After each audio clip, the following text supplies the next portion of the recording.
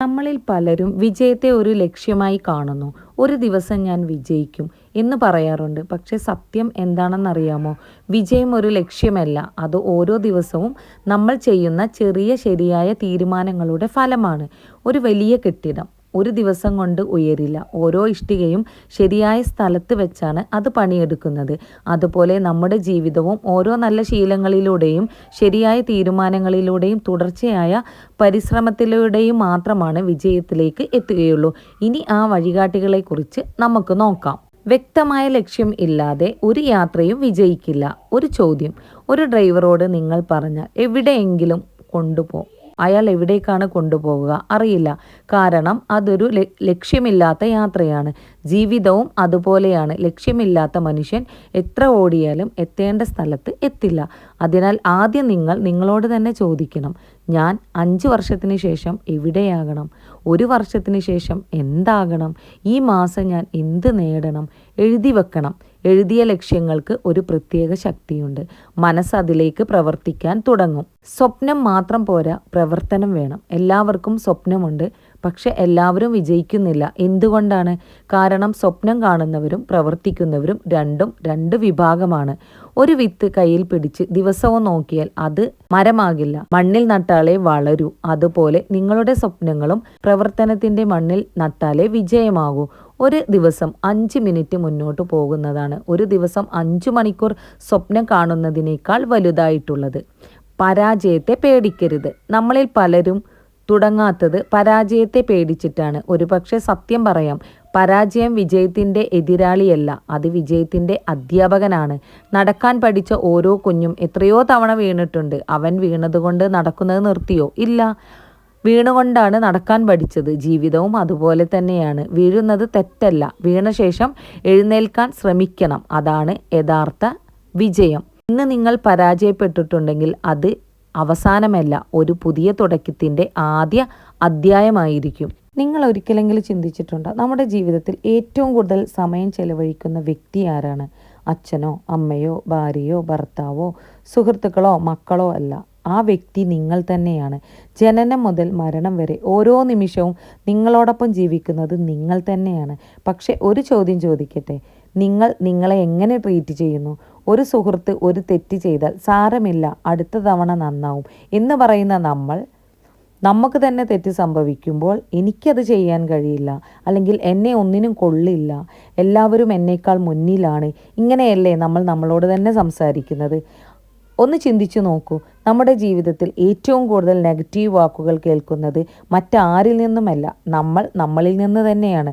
അതുകൊണ്ടാണ് ഞാൻ ഇന്ന് പറയാൻ പോകുന്ന ആദ്യ സത്യം: ലോകം നിങ്ങളെ സ്നേഹിക്കുന്നതിന് മുമ്പ് നിങ്ങൾ നിങ്ങളെ സ്നേഹിക്കാൻ പഠിക്കണം. സെൽഫ് ലവ് എന്നത് കണ്ണാടിയുടെ മുന്നിൽ നിന്ന് ഞാൻ സുന്ദരിയാണ് എന്ന് പറയുന്നത് മാത്രമല്ല, അതൊരു ജീവിത രീതി കൂടിയാണ്.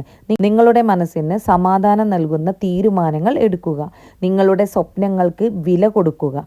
എല്ലാവരെയും സന്തോഷിപ്പിക്കാൻ നമുക്ക് കഴിയില്ല, പക്ഷേ നമ്മളെ സന്തോഷിപ്പിക്കാൻ മാക്സിമം ശ്രമിക്കണം.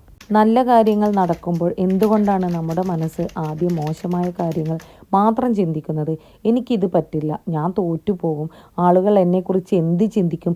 ഈ ചിന്തകൾ എവിടെ നിന്നാണ് വരുന്നത്? അതിലും പ്രധാനമായി ഇവയെ എങ്ങനെ നമുക്ക് നിയന്ത്രിക്കാം? ഇന്ന് ഞാൻ പറയാൻ പോകുന്ന കാര്യങ്ങൾ നിങ്ങളെ ചിന്തിക്കുന്ന രീതിയെ തന്നെ മാറ്റിയേക്കാൻ. അതുകൊണ്ട് ഈ വീഡിയോ അവസാനം വരെ കാണുക. നമ്മുടെ ജീവിതം മാറ്റുന്നതിന് സാഹചര്യങ്ങളല്ല, നമ്മുടെ ചിന്തകളാണ്. കാരണം ഓരോ പ്രവൃത്തിക്കും മുമ്പ് ഒരു ചിന്തയുണ്ട്, ഓരോ വിജയത്തിനു മുമ്പ് ഒരു വിശ്വാസമുണ്ട്, ഓരോ പരാജയത്തിന് പിന്നിൽ പലപ്പോഴും ഒരു ഭയമുണ്ട്. അപ്പോൾ ആദ്യം നമുക്ക് മനസ്സിലാക്കേണ്ടത് ചിന്തകൾ എങ്ങനെ ഉണ്ടാകുന്നു എന്നാണ്. നമ്മുടെ തലച്ചോർ ഒരു വലിയ കമ്പ്യൂട്ടർ പോലെയാണ്. പക്ഷെ ഒരു വ്യത്യാസമുണ്ട്: കമ്പ്യൂട്ടറിൽ ഡാറ്റ നമ്മൾ നൽകും, പക്ഷെ നമ്മുടെ തലച്ചോറിൽ നമ്മൾ കാണുന്നതും കേൾക്കുന്നതും അനുഭവിക്കുന്നതും സംസാരിക്കുന്നതുമായ എല്ലാ കാര്യങ്ങളും പതിയെ റെക്കോർഡ് ചെയ്യപ്പെടുന്നു. കുട്ടിക്കാലത്ത് ആരെങ്കിലും നിങ്ങളോട് നിനക്കൊന്നും ചെയ്യാൻ പറ്റില്ല, നീ ബുദ്ധിയില്ല എന്ന് ആവർത്തിച്ച് പറഞ്ഞിരുന്നെങ്കിൽ അത് വർഷങ്ങൾ കഴിഞ്ഞാലും നമ്മുടെ മനസ്സിൽ വിശ്വസിക്കും.